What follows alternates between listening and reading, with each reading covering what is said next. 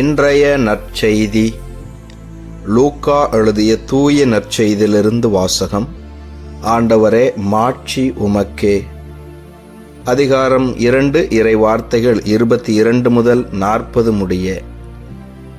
மோசேயின் சட்டப்படி தூய்மை சடங்கை நிறைவேற்ற வேண்டிய நாள் வந்தபோது குழந்தையை ஆண்டவருக்கு அர்ப்பணிக்க அவர்கள் எருசலேமுக்கு கொண்டு சென்றார்கள்.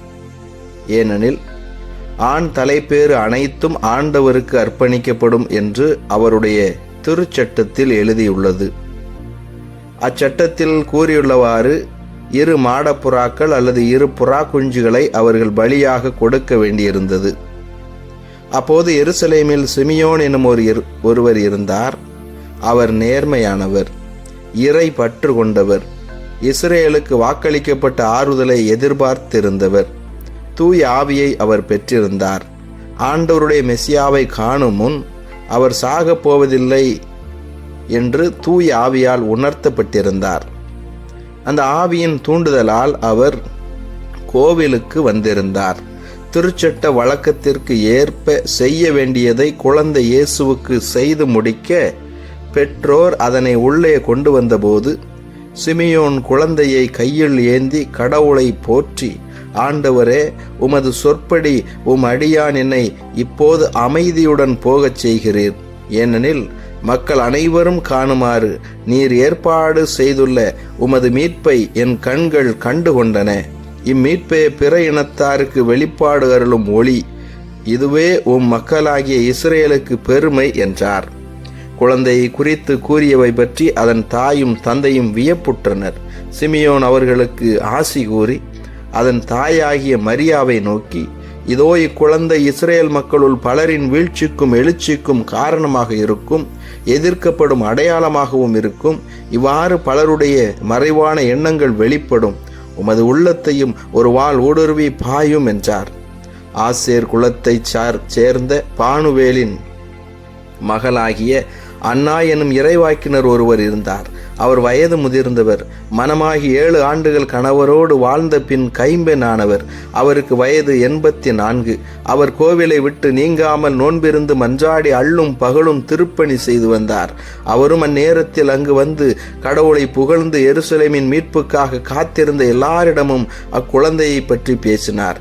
ஆண்டவருடைய திருச்சட்டப்படி எல்லாவற்றையும் செய்து முடித்த பின்பு அவர்கள் கலிலேயாவில் உள்ள தங்கள் ஊராகிய நாசரேத்துக்கு திரும்பி சென்றார்கள். குழந்தையும் வளர்ந்து வலிமை பெற்று ஞானத்தால் நிறைந்து கடவுளுக்கு உகந்ததாயிருந்தது. ஆண்டவரின் அருள்வாக்கு. கிறிஸ்துவே, உமக்கு புகழ். என் ஆண்டவர் இயேசுவில் அன்பார்ந்த சகோதர சகோதரிகளே, உங்கள் அனைவரையும் பிறந்திருக்கும் பாலன் இயேசு கிறிஸ்துவின் பெயரில் அன்போடு வாழ்த்துகின்றேன். உங்கள் அனைவருக்காகவும் நான் திருப்பலி ஒப்பு கொடுத்து சிறப்பாக ஜெபிக்கின்றேன். இன்றைய நாளிலே நம்முடைய தாய் திரு அவையானது இயேசு, மரியா, யோசேப்பின் திரு குடும்ப திருவிழாவை கொண்டாட அழைப்பு விடுக்கிறது. இந்த திரு குடும்ப திருவிழா என்பது 1893 ஆண்டு திருத்தந்தை 13ஆம் லியோ அவர்களால் வழிபாட்டிலே இணைக்கப்பட்டது. பின்பு இந்த திருவிழா மீண்டும் நிறுத்தி வைக்கப்படுகிறது. 1921ஆம் ஆண்டு மீண்டுமாக திருத்தந்தை 11ஆம் பயஸ் அவர்கள் இந்த திரு குடும்ப திருவிழாவை வழிபாட்டில் இணைக்கிறார். அதற்கு முக்கியமான காரணம், முதல் உலக போரிலே குடும்பங்கள் உறவுகளை இழந்து வேதனையோடு அல்லல் பட்டு கொண்டிருந்த வேளையிலே மீண்டும் குடும்பங்களை கட்டி எழுப்ப வேண்டும் என்ற எண்ணத்தில் தான் இந்த திருவிழாவை திருத்தந்தை 11ஆம் பயஸ் வழிபாட்டிலே இணைத்திருக்கிறார்.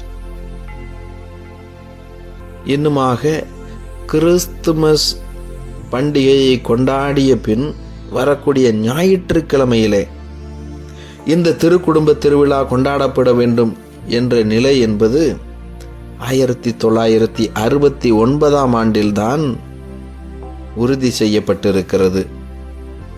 என் அன்பு சகோதர சகோதரிகளே, இயேசு, மரியாள், சூசையப்பர் என்று சொல்லப்படக்கூடிய இந்த திருக்குடும்பம் எல்லா குடும்பத்திற்கும் ஒரு சிறந்த முன்மாதிரியாக இருக்கிறது. யோசேப்பு ஒரு நேர்மையாளர். தன்னுடைய மனைவியை இகழ்ச்சிக்கு உட்படுத்தக்கூடாது என்று கருணையோடு இருந்தவர். இன்னுமாக ஆண்டவருடைய திட்டத்தை கேட்டு அதற்கு கீழ்ப்படிந்தவர். அன்னை மரியாள் தன்னுடைய வாழ்க்கை முழுவதையும் அப்படியே இதோ ஆண்டவரின் அடிமை என்று சொல்லி தன் வாழ்வை அர்ப்பணித்தவர். இயேசு கிறிஸ்து மனுக்குல மீட்பிற்காக தன்னையே சிலுவையிலே பலி கொடுத்தவர். எனவேதான் இந்த குடும்பம் திரு குடும்பமாயிருக்கிறது. ஒவ்வொரு குடும்பத்திற்கும் ஒரு முன் உதாரணமாக இருக்கிறது. இந்த திரு குடும்பத்தில் உள்ளவர்களை வானதூதர்கள் சந்தித்தார்கள். அன்பிற்குரியவர்களே, கடவுள் நம் ஒவ்வொருவருக்கும் ஒரு வானதூதரை கொடுத்திருக்கிறார்.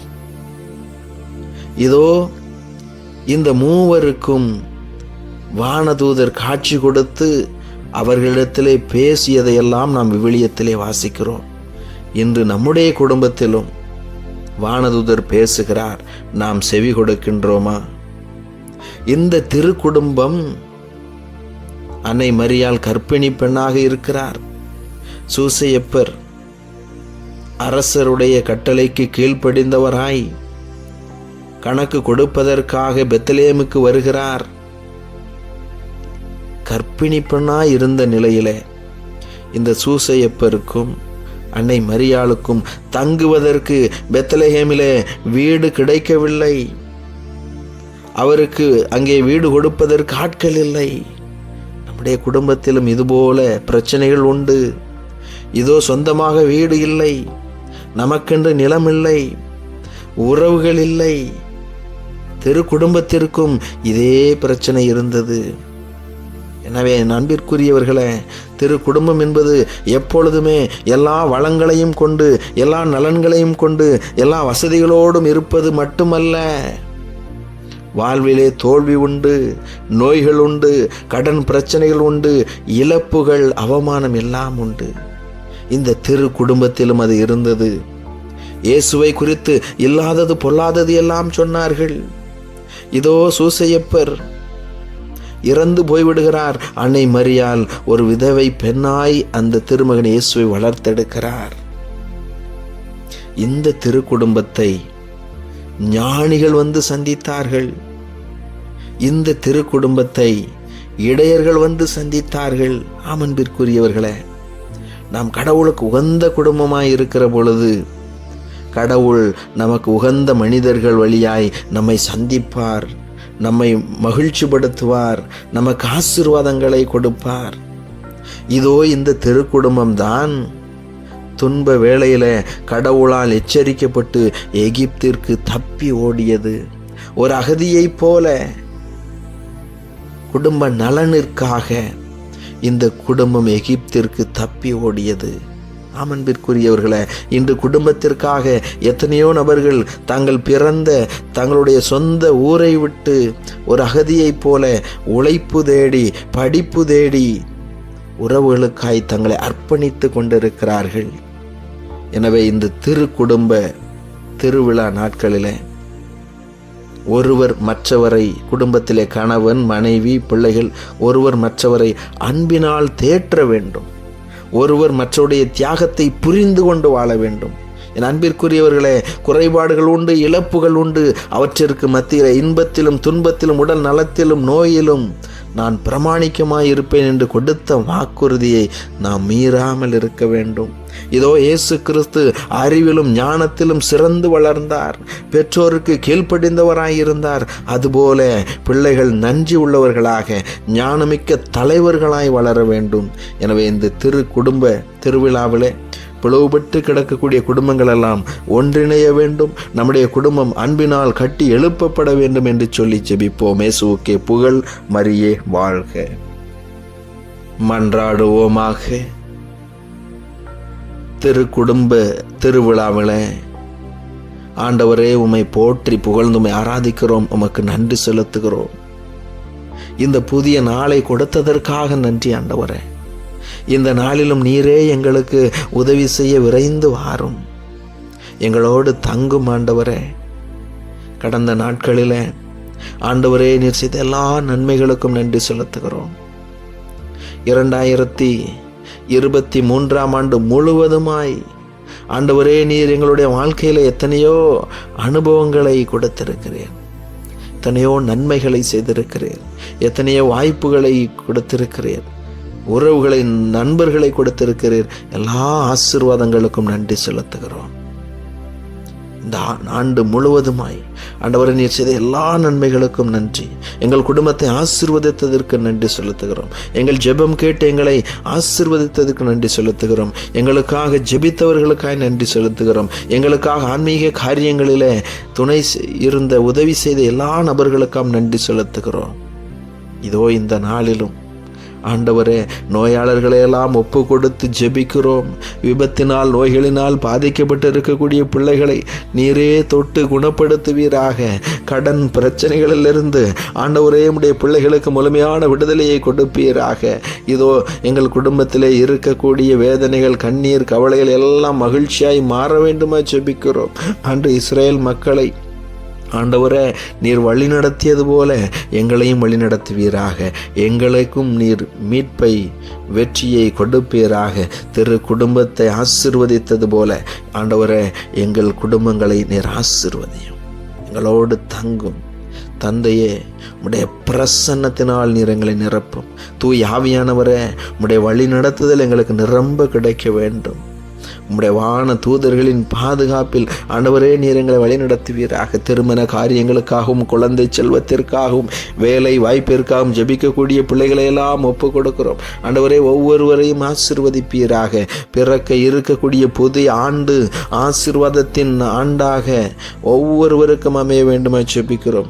ஆண்டவரே உம்முடைய அருள் தரும் ஆண்டாக ஒவ்வொருவருக்கும் அமைய வேண்டுமா ஜெபிக்கிறோம். இயற்கை பெரும் சீற்றங்களிலிருந்து ஆண்டவரே உம்முடைய பிள்ளைகளை நீர் பாதுகாப்பீராக. எங்கள் ஒவ்வொருவரையும் ஆசீர்வதித்து கரம் பிடித்து வழிநடத்த வேண்டுமாக எங்கள் ஆண்டவராகிய கிறிஸ்து வழியாக தந்தையை உம்மை நோக்கி மன்றாடுகிறோம். ஆமேன்.